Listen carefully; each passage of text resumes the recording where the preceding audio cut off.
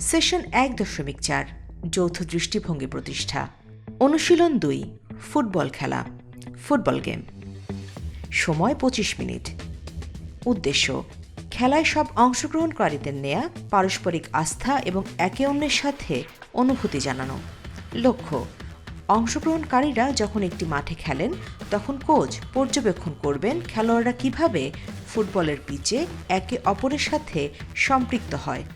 নির্দেশনা খেলার মধ্যে দুটি দল থাকবে, রেফারি থাকতে পারে বা নাও থাকতে পারে, কোনো অফসাইড হবে না। নিজেদের মধ্যেই খেলার একটি নিয়ম তৈরি করে নিতে হবে।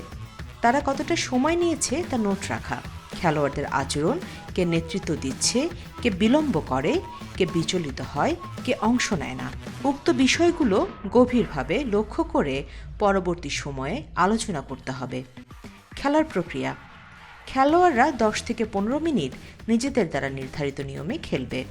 যদি দেখা যায় যে খেলাটি খুব কঠোর হচ্ছে বা নতুন বিধির কোনো প্রভাব নেই বা খেলাটি যদি বিরক্তিকর মনে হয়, তবে কোচ খেলাটি থামিয়ে অংশগ্রহণকারীদের মতামত নেবে।